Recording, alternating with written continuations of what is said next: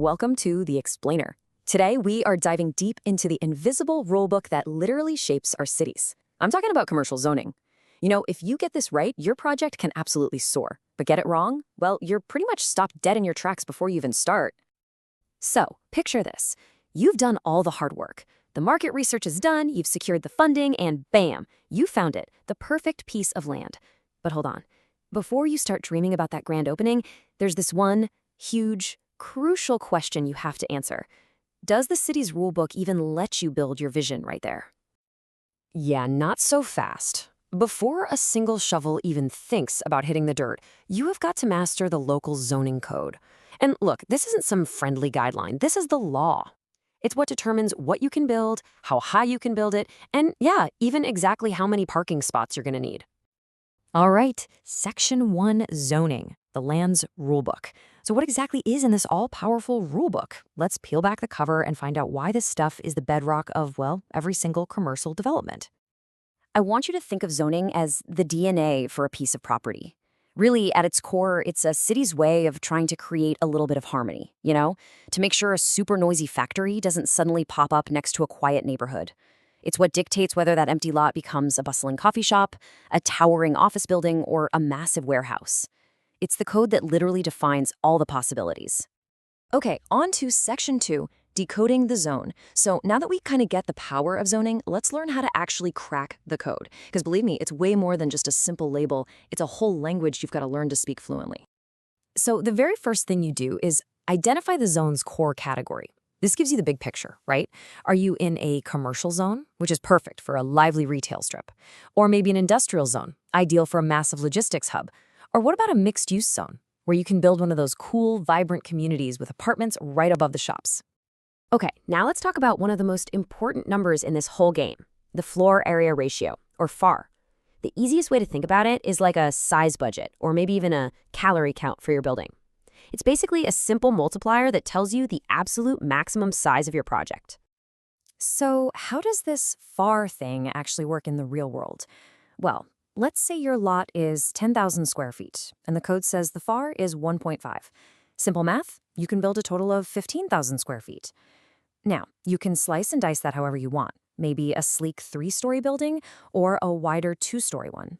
As long as you don't go over that size budget, you're good. And this right here is where you can really see how zoning shapes our communities. Think about it. In the heart of a big city where space is super precious, the rules pretty much force you to build up, creating that dramatic skyline we all know. But then you go out to the suburbs, and the focus is totally different. It's all about preserving a more open, spacious feel, so the height limits are way, way lower. But wait, there's more. It's not just about how big and tall you can build. Oh no, zoning gets right down into the nitty-gritty details of your site plan. We're talking about things like setbacks from the street, limits on how much of the actual lot you can cover with your building, and, of course, the never-ending, often painful quest for enough parking spaces. Okay, moving on to Section 3, the approval gauntlet. So you think you've mastered the rule book, huh? Well, now comes the real test, navigating what's called the entitlement process, or as we like to call it, the approval gauntlet. This is where your beautiful plans go head-to-head with the city's official gatekeepers. And it really is a multi-stage obstacle course. You start with due diligence. That's just making sure your project is on solid legal ground. Then you submit your site plan for review. Now, if you're really lucky, that's it. You're done. But if your project is a little outside the box, you might suddenly find yourself applying for special permits, variances, or even the ultimate boss level, a complete rezoning. Right, and this is the part where you're going to need a very healthy dose of patience. A simple, straightforward site plan approval can take months.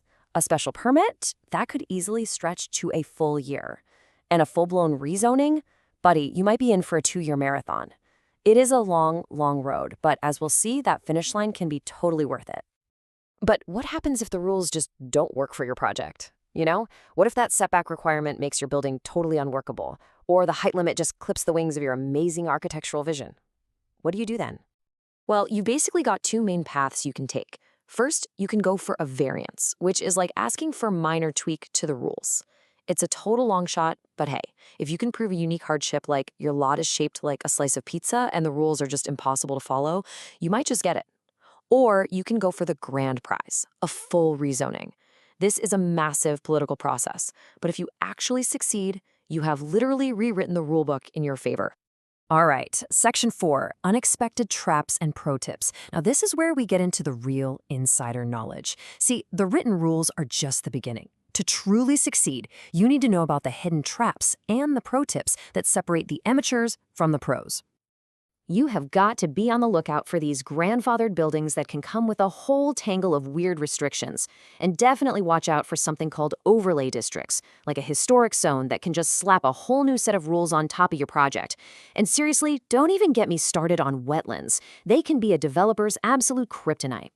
So one of the biggest, and I mean biggest, surprises for new developers is something called the impact fee. The city is basically saying, hey, your new project is going to put more stress on our roads, our schools, and our parks, so you need to chip in to help us upgrade them. And as you can see here, those fees can be a major line item in your budget. We're talking sometimes as much as the land itself. Ouch. So, how do you dodge all these traps? Well, the pros have a secret weapon: preparation. They are meeting with city planners before they've even finished their first sketches. They're out there talking with the neighbors, turning potential opponents into actual allies. And you better believe they've got their dream team of lawyers and engineers on speed dial from day one.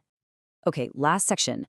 Section 5, Risk, Reward, and the Finish Line. So, after all this talk of gauntlets and traps and kryptonite, you might be thinking, why on earth would anyone put themselves through this? The answer is pretty simple. Because the reward at that finish line can be absolutely massive. This right here is the real secret to creating huge value in real estate. Raw land? It's basically a lottery ticket. It might be a winner, it might be a complete dud. But entitled land, that's land that has already survived the approval gauntlet, that is a golden ticket. Why? Because all of that uncertainty, all of that risk has been squeezed right out of it. And that's why it can be worth a fortune. And make no mistake, this is where fortunes are made and lost. That journey from just a piece of raw land to a fully approved project, it's like a high-stakes poker game. You're betting big, you're putting a lot on the line, and there is absolutely no guarantee you'll walk away with the pot. But here's the cool part. Once you understand the game, you're not just a pawn anymore. You're a player. You can see the traps coming, you can leverage the rules to your advantage, and you can turn all that risk into an incredible reward. So now that you've had a peek inside the playbook, the only question left is, are you ready to play the game?